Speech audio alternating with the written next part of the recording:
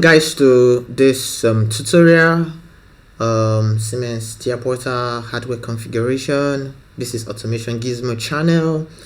Like, subscribe and share. So in this tutorial we're going to be doing hardware configuration. So open device configuration, and we're going to be adding inputs and outputs. So the first thing you want to do is click on hardware catalog, and this is RPS is already added. Yeah, RPS device is already added. So I'm just going to add a digital input card. So I want to go to digital input, and you see a lot of digital input. So this is a 16 channel digital input basic. Yes, so I'm just going to click on basic, and I'm just going to pick this. So digital input are just input devices that they are booleans, like your switches, your push buttons. So those fall under digital input. And if I click on this, I see the name of my digital input card.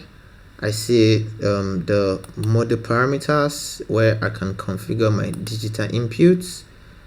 Yes, and I see my different inputs and the addresses. So here I have where I want to start my address from. So do I want to start from I 1.0 or 2.0 or 6.0 or 5.0? Yeah, so this is 16 channels, so it's going to be 2 bytes. Yes, so this is 0 bytes and 1 byte. So the hardware configuration, it's very important because it's the first thing you do when you want to start designing a control system, a PLC control system. You need to know what your inputs are, what your outputs are, how many inputs you have, and how many outputs you have. So hardware configuration, it's very important.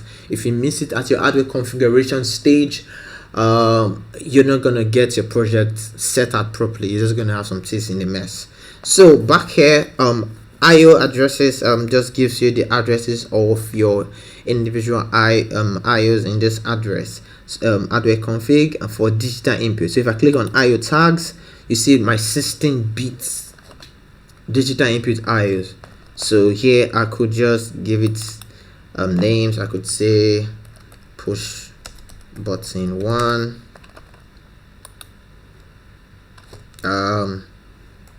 tank switch 5, tank switch 5, pilot switch. So you could just name all your give all your digital input names from here directly from hardware config, and here you can assign them to tag tables. We'll get into tag tables later on. So but here you could just give your input addresses, assign them to names directly from hardware config. So I'm gonna add the digital outputs, which is DQ. So DQ, the Q is Siemens convention for outputs, and I'm just going to add a 16 channel outputs basic. ST is standard. Yeah, and I'm just gonna add a basic. So in basic also, yeah, you could yeah, there are some settings there, and then these are your outputs, and also the IO address. Where do you want your output to start from? Do you want it to start from 2.0 or 5.0? I could just change this now for my output to start from 2, and since it's 2 bytes, it's going to be 2 and 3. IO tags, I could see all my outputs populated. So output devices are devices that the PLC sends commands to them. So for example, your lamps, your LEDs, your pilot lamps, your fans, your motors, those are output devices. So I could call this I could say tank lights. I could call this motor 5. I could call this fan 2. So this is assigning my output address to a particular digital output device. So I mean, for hardware configuration, you need to know what your input device is and what your output device is. I need to know if they are digital or if they're analog. Digital are ones and zeros, so analog are devices that are varying, so they have varying levels, not just true or false, 1 or 0. And so analog are varying. So this is adding a digital output device. Yeah. So you notice there are some other output that have ST are standard, so there are like more settings. For example, if I had an XT digital output card, and you go to for example, now channel template. So what happens when the CPU is stopped? You shut down everything, you keep the last value, do output substitute value to 1, and they will have some configuration. So they're just some a little bit of settings attached to output devices that are not basic. So if we look at there's also HF, which is like devices that are more sophisticated. So if I click on the settings, let's see what we have. So for example, now this is for a digital output device that has more settings. So you could say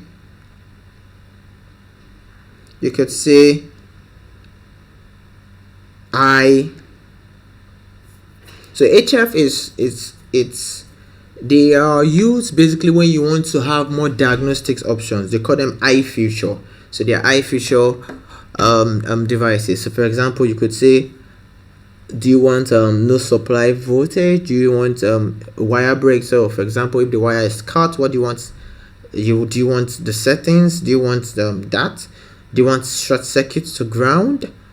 Do you want those settings in your digital output card? So if there's a wire break, you get feedbacks from the PLC. So and then HF just I feature, so they are really for more diagnosis purposes. So right, okay, so this is digital output, and then you also have some combinations of DI/DQ. So you have both a digital and input and a digital output in the same card. For example, if we add this card now, you're going to see that you have IO addresses. For example, you have an input address and then you have an output address. So this card is a combination of both digital input and a digital output card. So one part is input 16-bit, one part is output 16-bit. So this also, you also use this for when you want to reduce possibly want to reduce the complexity of a system in terms of size. So you could just deploy a combination of the DI and your DQs. So this is a digital input and digital output card. So the next we're gonna have is we're gonna add an analog input device, and the first one here is a 4-channel TC. So TC is an input device. So if I click on basic, if I click on the basic device for analog input, like I said, input into your PLC, but they are varying. For example, your transmitters, your temperature transmitters, your pressure transmitters, your level transmitters, those are analog input device, so you could have different values: 50 degrees, 60 degrees, 100 degrees. So the PLC is capable of processing these analog devices. So in model parameters, so what do you want?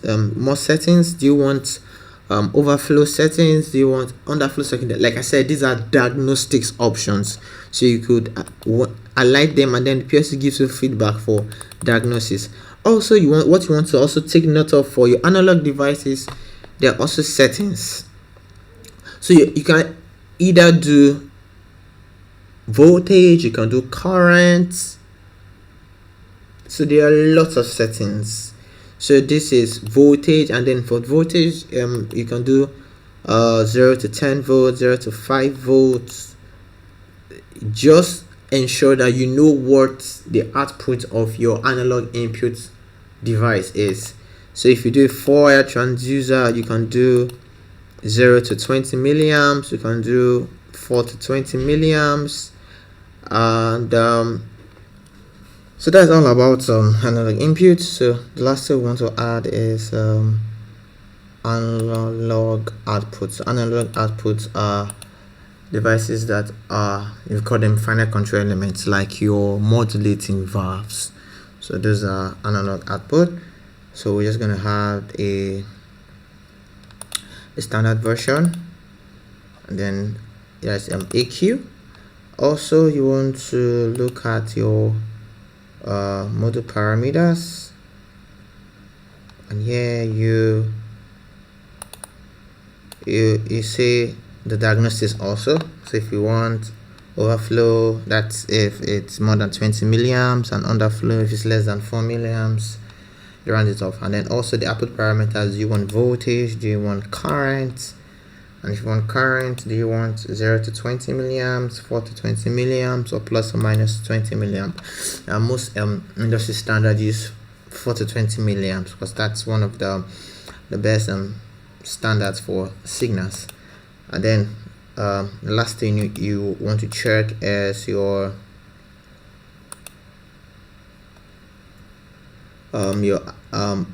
addresses, which is this: where do you want it to start from and where do you want it to end from. So unlike digital, which are bits, analogs are words, so integers, they're integer type. So you have we'll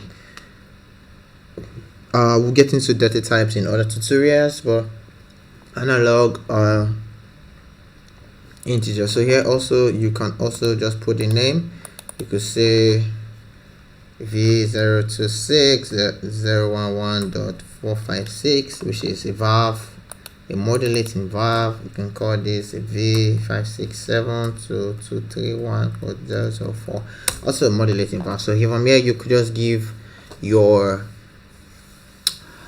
devices the tag name. So this is just basically how you set up your hardware configuration for your inputs, your outputs. There are more things you can set up. For example, you want to set up communication modules, but that's really for advanced class. This video is already long, but thanks for watching. Don't forget to subscribe.